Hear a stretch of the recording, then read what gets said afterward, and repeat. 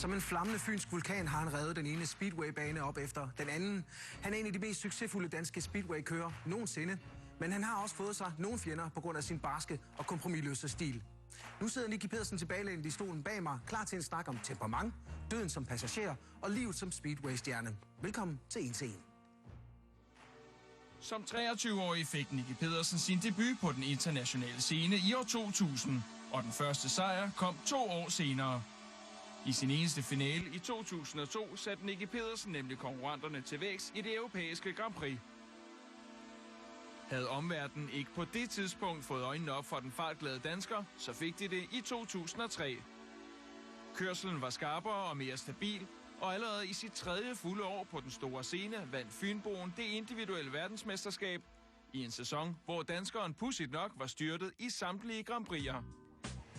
Der skulle gå 4 år, før Nicki Pedersen igen sad øverst på tronen.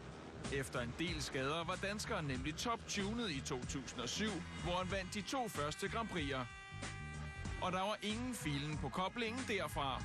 Sæsonens 4 sejre gav ham VM-titlen tilbage. En titel, han forsvarede året efter, hvor Nicki Pedersen som den første kører nogensinde kvalificerede sig til hele 9 finaler i træk. I det hele taget blev 2008 et rigtig godt år for Nicki Pedersen. Sammen med det danske Speedway-landshold vandt han nemlig også World Cup'en på hjemmebanen i Vojens. Det var anden World Cup-sejr for Fynboen, der også var med til at vinde titlen i 2006. Og som de fleste nok husker, var Danmarks bedste Speedway-kører også med tidligere i år, hvor det igen blev til dansk World Cup-sejr i Sverige. 2012 har været lidt af et comeback-år for den 35-årige maskinmekaniker. Efter 3 år med masser af skader og kun 1 vundet Grand Prix, var Nicki Pedersen i år i den grad med i kampen om VM. Desværre fik Chris Holder holdt danskeren bag sig i sæsonens sidste Grand Prix og løb med verdensmesterskabet. Men de flotte takter fra Nicki Pedersen lover godt for 2013. Ja, som I ved, så er der jo altså masser af flydende brændstof i den her cykel, som du kører afsted på. Nu sidder du her rimelig rolig i forhold til det temperament, som vi altid snakker om. Men lad os bare tage den. Der er brændstof i cyklen, men hvad er det for et brændstof, som Nicki Pedersen han har kørt på i snart 14 år? Jamen, der er ingen tvivl om, at jeg bliver jo også rundere med årene og lærer mig selv og lærer at arbejde med nogle ting, og du har nogle små værktøjer og får nogle forskellige coacher igennem årene. Jeg føler mig bliver mere og mere moden og åben og klar til sådan nogle ting. Da jeg var 20, jamen, der var det udelukkende kun min mavefornemmelse, der skabte de ting, der skulle til. Så det der er inde i mig, jamen, det er jo det, jeg siger, det er utrolig vigtigt, at jeg gør det, min mavefornemmelse, den fortæller mig. Og det, selvfølgelig skal du være i god form, og du skal også bruge energien de rigtige steder. Og der har du måske nogle gange brugt energien lidt for meget ude i ryttergården. Men hvis jeg ikke har den der vilje og den drivkraft til at arbejde inde på banen og gøre mit bedste, jamen så leverer jeg ikke varen. Og der er det, jeg siger, at vi er runder med årene. Mit temperament det er der stadigvæk, og jeg er endda trukken det frem igen til den her sæson, og der ser vi også, at det skaber et resultat igen. Energien bliver bare brugt de rigtige steder. Men det temperament, hvor i alverden kommer det fra? Jamen, det ved jeg ikke. Jeg tror måske, at det er noget, det kommer jo igennem årene, det hele for barn af. Altså, jeg har altid været ild i mig, man kan sige, som 2-årig fik jeg allerede klippet 2 fingre af nede på fars værksted. Så jeg tror, at energien, og der skulle ske noget hele tiden, og så inderst inden tror jeg, det er ret godt, at man er kommet til at få energien brugt ude på banen, at man ikke ligger og laver hjulspændene ude på vejen hele tiden i forkert omfang. Det her med at have det her temperament, hvis du nu skulle reflektere lidt over det, hvad ville du have været, hvis du ikke havde haft det her temperament?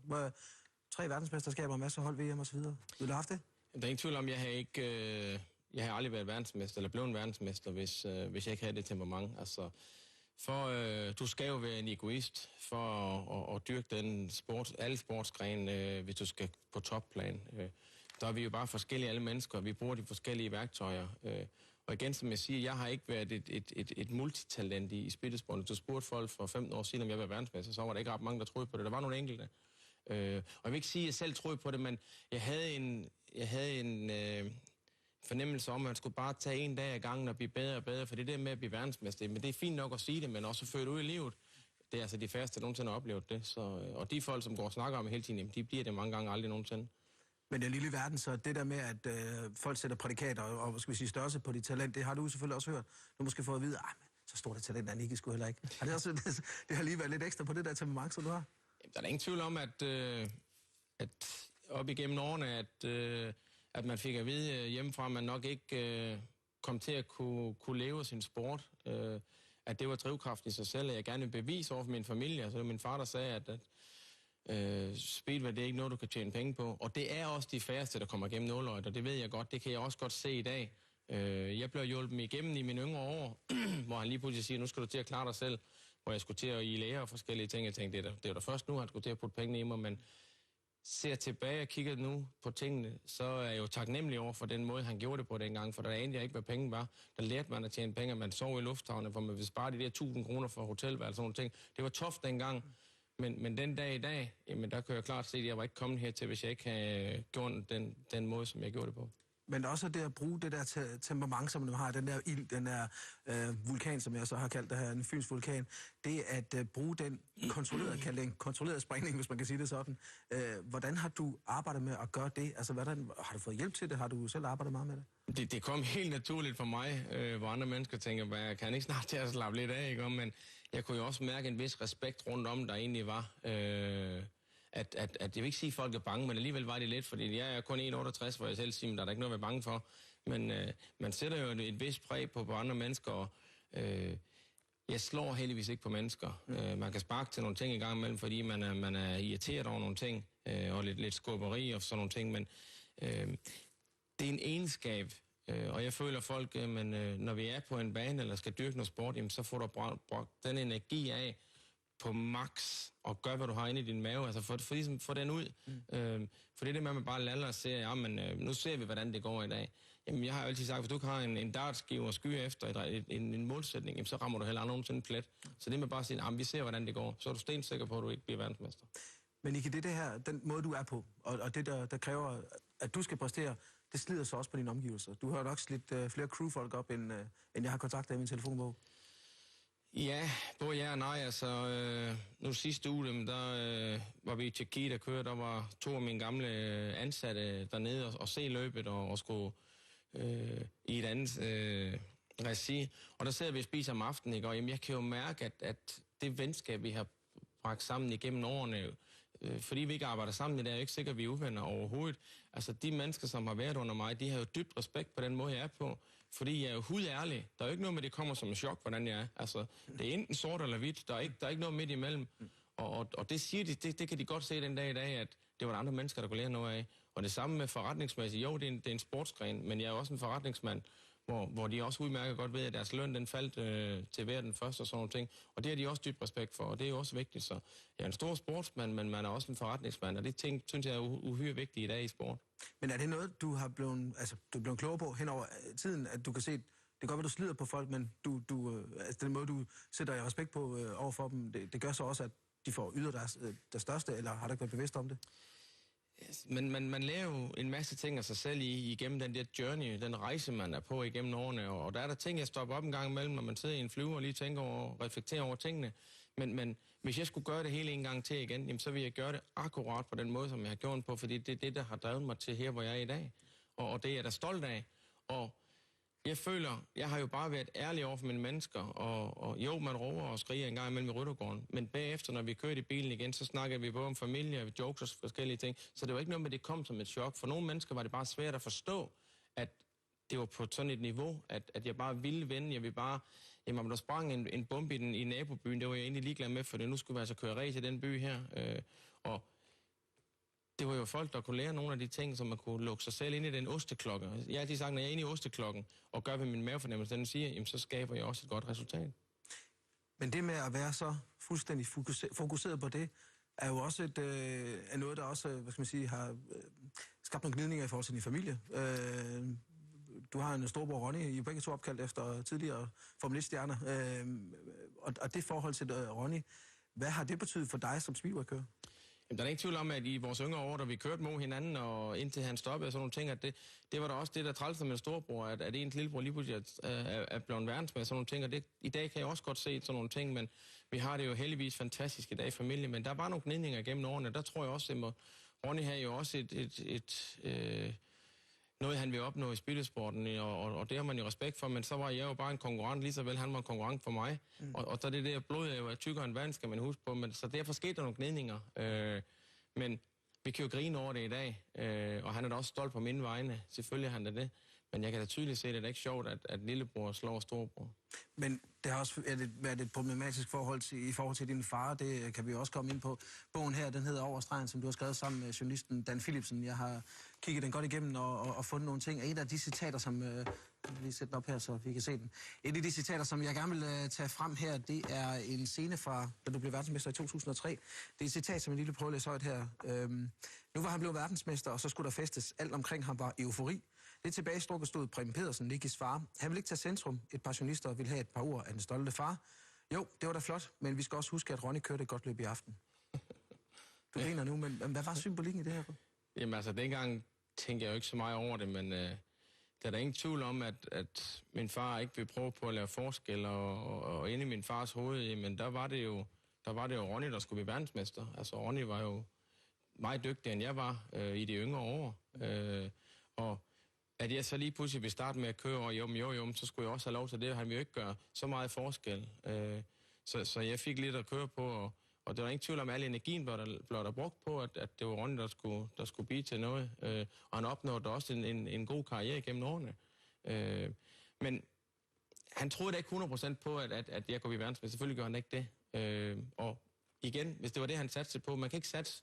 Sådan har jeg det selv inde i mig selv. Jeg er jo lidt meget ligesom min far er, at gør man noget, så gør man det 100%, så kan man ikke spille på flere heste, spiller man på en. Og der spillede han på Ronny dengang. Men lidt ubevidst, så gjorde han jo faktisk dig til verdensmester ved at simpelthen at putte mere på det brændstof, som du havde i forvejen. Jamen, der er ingen tvivl om, at uden jeg tænkte mere over det, så der i mine yngre år, at anden end drivkraften var der. Han sagde det til mig, at jamen, du bliver ikke verden, du kommer ikke til at kan drive det her til et virksomhed. Fordi min far er en dygtig forretningsmand. Og jeg kan da også godt se, at det er de færreste, der kommer igennem nåløjter og kan drive en virksomhed, have folk ansat og sætte nogle penge af på kontoen. Men ja, han har gjort mig en tjeneste og sige det til mig, fordi så er jeg ligesom ved bevis over for min familie, at jeg kan tjene penge i den sport her. Men det kunne da lige så godt have gået den anden vej, det ved jeg da også godt. Men jeg har tur at tage springen og tur at tage satsningen og gå hele vejen. Men det med at være sådan en...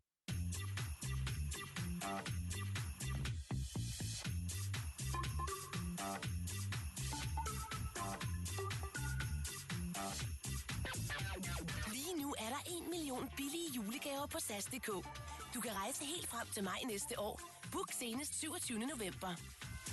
Forretningsmand, nu bliver vi lige nødt til at tage et lille spring her, fordi det er jo, når du har skulle køre, altså, man kalder jo det her for fattigmandssporten. Altså Speedway er jo ikke en sport, som du siger, der er mange penge i.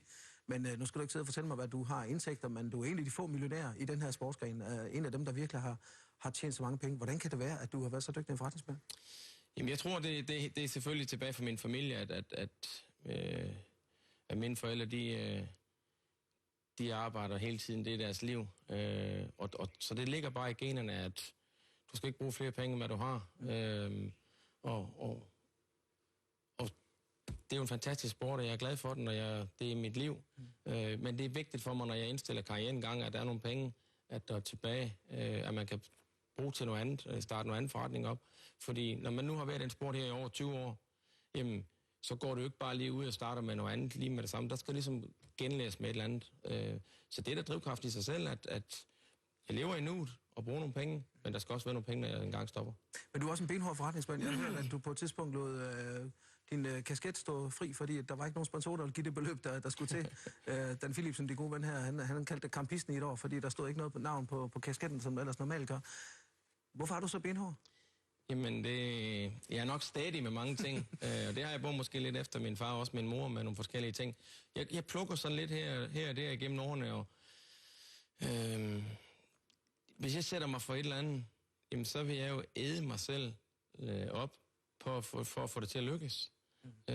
Og hvis der folk ikke vil betale for den kasket der, jamen, så sagde jeg ikke bare ja til mange af de andre gode sponsorer, som jeg stadigvæk har, til at så får I det bare lige den der for et klækkeligt beløb. Det er jo en forretning igen, jeg drev, og blev nødt til at køre med den der campingskasket i et år, for ligesom at udstråle og vise, jamen, hvis man ikke vil betale, hvad hvad man koster, jamen så kommer der bare ikke noget på.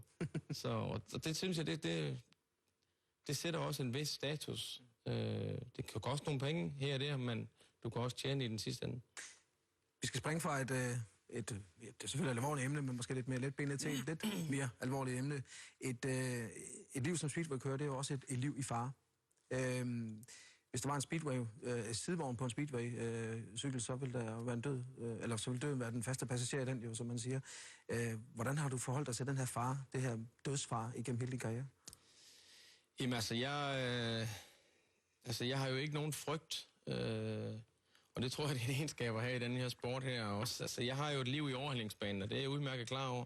Og jeg har jo sagt til mig selv, at den dag, at jeg har respekt for mine konkurrenter og respekt for fart, men når snart jeg tager hjelmen på at køre ind på banen, jamen et godt eksempel, hvis du kommer ned i første sving, og du bliver kørt af, og du rammer et hul og falder af, og er med i omstarten, jamen så rent naturligt, når jeg kommer ned i svingen igen, så hvis man gik ud på et fortov, og man falder hen over fortov, så vil du huske det resten af dit liv. Og nu kommer jeg hertil, der faldt jeg for et par år tilbage, eller lige før. Men når jeg tager hjelmen på at køre på banen, det hul, jeg lige har valgt i, det eraser jeg ind i hjernen på en eller anden mærkelig måde, fordi man er fokuseret. Og det er jo, må du jo ikke kunne tænke på, at du har lige ramt det hul, for så kan du ikke koncentrere dig. Så det føler jeg, det er en egenskab, jeg har i mig, at der er jeg klar til et nyt heat. Hvad der lige er sket for 2 minutter siden, det kan ikke bruge til noget. Det er at kigge fremad. Men der sker jo noget ved andre mennesker. Det kan godt være, at du ikke selv kommer til skade. Du har kommet til skade mange gange. Du har jo brandmærker over det hele og brækket håndled, hvad ved jeg. Men du har også mistet. Her i maj måned, der skete der en tragisk ulykke i Polen, hvor du mister faktisk en af de få rigtig gode venner, du har i Speedway-verden, Lee Richardson. Fortæl lidt om den oplevelse. Jamen, jeg var også i Polen og kørte ligamatch den dag. Og inden mit løb var slut, jamen, så hørte man allerede rygterne gå rundt i Ryttergården, at Lee han var styrtet, og det var et voldsomt styrt, og han var kommet galt afsted. Men at det skulle ende med så tragisk, at han døde på operationsbordet, det var der jo slet ikke nogen, der havde troet. Så de næste par timer efterfølgende holder man tæt kontakt med de mennesker, som var på banen, og hans mekanikere og forskellige ting. Og lige pludselig så har jeg en opringning, at nu er han på operationsbordet, og de er i gang med at sætte ben på plads, så nu der brækker noget ben og sådan nogle ting. Og lige pludselig fik jeg en telefonopringning, hvor min holdlæge i Sverige, jeg kørte sammen med Lee i Sverige, så ringer min holdlæge i Sverige og siger, at Lee han er død. Og så siger jeg nogle grimme ord på engelsk til ham, så siger at hvad er det lige, du siger, ikke også? I meget, meget kraftig stemme til ham, jamen at han var død, siger han. Og det er jo klart, det kan man jo slet ikke forholde sig til. Jeg har lige fået dagen inden fik jeg en besked på min Twitter, hvor han skriver, at tillykke med sejren i Prag, vi ses på tirsdag. Det gør jeg så ikke. Så det er jo frygteligt. Han efterlader jo 3 børn og en dejlig kone. Og der ved jeg jo godt, vi er jo i samme båd. Det kunne lige så godt have sket for mig. Og jeg prøver jo bare på at køre min kæreste farvel, når man tager afsted og ringe ind løbet og ringe efter løbet og sige, okay. Og så kan jeg ikke gøre mere. Jeg er klar over, at man lever i overhældingsbanen, men det er også mit liv, det er det, jeg brænder for. Den dag, at jeg kører ind på banen og kan mærke, nu skal jeg passe på, hvad ham der han gør, så skal jeg trække stikket. Men Nicky, du er jo tæt på Lee, og han har 3 små børn, og du er også blevet far i det der med at have ja, her har vi dig og din familie. Den lighed, som I har der, plus det venskab, I har der, det må alligevel, nu ser du det tæt på konsekvensen af den far, som I lever med. Jamen, der er ingen tvivl om, at håndbremsen, den blev lige trukken i et kort øjeblik. Og der var flere nætter, jeg ikke kunne sove, og også situationer i Ryttergården. Efter heat, jeg var kommet ind, hvor det slog mig igen med lige der, ikke også? Men jeg har stadigvæk valgt, jeg har set et par enkelte billeder, men jeg har stadigvæk valgt, og ikke vil se klippet endnu, hvor han virkelig styrter på YouTube eller noget. Jeg føler ikke, jeg er 100% klar til det endnu. Men det er også måske for mig selv, at jeg er klar over, at han er død. Men igen, vi er i samme båd, og han efterlader 3 børn og kone og sådan nogle ting. Så med de styrt, jeg har haft igennem årene, kunne det lige så godt have været mig. Men jeg bliver også bare nødt til professionelt at kigge fremad. Og jeg kan mærke mere og mere, at man bliver afklaret med det. Man bliver ikke... det kommer aldrig over det. Men så længe jeg tager hjelmen på at køre ind på banen, og jeg ikke tænker over det, så er jeg okay med det. Men spiller det med i overvejelsen omkring karrierestop? Selvfølgelig, det vil det alle dage gøre. Altså, når man kører overhældingsbanen hele tiden, og har et ansvar for sin familie, jamen så er det da klart, man stopper lige op og tænker over det. Men jeg kender også bare meget godt nok selv til, at så længe at jeg har det godt med mig selv, når jeg tager hjelmen på, og føler, at jeg kan være med i toppen, jamen så fortsætter jeg også i fuld gear. For hvis jeg begynder at kun køre 90%, så kan jeg ikke følge med længere. Hvor tæt har du været på karrierestop? Det er altid svært at sige, men det er klart lige, når man hører det der med lige, hvad der sker, og så sætter man lige og tykker lidt over tingene, men jo flere dage der går, så ved jeg også bare, så skal man i gang med det igen, man egentlig elsker. Og jeg ved også lige, at han elskede sporten helt vildt, så han vil jo kun ønske os alle sammen at komme videre. Hvad skal du lave, når du engang er stoppet med at køre speedway? Der er jo mange... Men jeg bygger jo et netværk, først og fremmest. Det er vigtigt for mig at bygge et netværk, ikke kun i spilsport, men også når der sker i håndboldverdenen og fodbold og Formel 1 og forskellige ting. Så det rører på sig.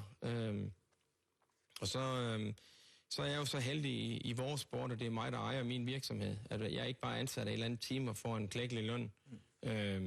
Så om vinteren er jeg ude og forhandle med alle mine sponsorer. Jeg forhandler også med alle mine klubber og forskellige ting. Så jeg sidder jo på den her side af skrivebordet og får sponsorater og prøver at sælge mig selv. Så der føler jeg, at når jeg indstiller karrieren, så kunne jeg godt tænke mig at komme over på den anden side og arbejde for et firma. Det skal ikke være et eventbureau, men det skulle arbejde for et firma, hvor man giver nogle sponsorater og dyrker idrætsudøveren meget, meget mere, end hvad firmaerne egentlig gør i dag. Jeg prøver selvfølgelig på at fortælle dem, hvad de kan gøre, men jeg ved det selv på egen krop, hvor meget man kan dyrke en idrætsudøver, hvor meget man kan tage ham med rundt til ting, uden det skulle påvirke hans præstationer. Og så også måske tage 10 kunder med på ture, og komme hjem og vise direktøren, at det har altså ikke kostet et par 100.000. Det kan altså gøres meget billigere, og så har de fået en fantastisk oplevelse, fordi jeg har et godt netværk. Så har vi fået en lille fli af, hvad der kan vente for Nicki Pedersen. Nu ved jeg, hvad der venter dig. Det er det, der er et fast punkt her i vores program. Det hedder Stafetten, hvor at foregående gæst i den stol, du sidder i nu, har stillet spørgsmål til dig, og så efterfølgende skal du stille spørgsmål til næste uges gæst. Men nu skal du først få et spørgsmål. Det kommer fra den tidligere håndboldspiller Lars Christiansen. Du kan se det her. Hej Nicki. Jamen, jeg kunne godt tænke mig at vide faktisk, at man lever jo rigtig, rigtig meget i øjeblikket, sådan i momentet. Og et eller andet sted, så ved jeg også, at du har offret enormt meget for alt det, du har gjort. Men kan du beskrive sådan lige præcis, hvad har dit store moment været, dit øjeblik, du har kæmpet så meget for igennem hele din speedway-karriere, og har det været det hele værd? Jamen, tak for spørgsmålet, Lars. Jamen, det står helt klart på nethinden, at det er 2003, hvor jeg bliver verdensmester for første gang. Jeg kommer til Norge, hvor jeg ligger nummer 3, efter Tony Ricardsen og Jason Crump. Mine 2 store idoler, jeg kiggede op til igennem flere år. Og da jeg køber og vinder semifinalen, og Jason skal i semifinalen, og Jason bliver udelukket, der flyver vi rundt ind i Ryttergården og hopper rundt sådan nogle gale, at jeg er verdensmester. Og ordet verdensmester, det er jo ubeskriveligt ord at sige. Altså, det er jo noget, jeg stadigvæk selv ser nogle mennesker. Det er nogen, der kommer ned op fra en planet og tager hjelmen af. Og så, de er jo ikke helt normale mennesker, men det tror jeg heller ikke, man er. Man offrer jo alt. Og det moment, det øjeblik, det er ikke noget, du kan købe for penge. Så ja, det har været hele rejsen værd. Det er en fornemmelse inde i maven, som der aldrig bliver glemt.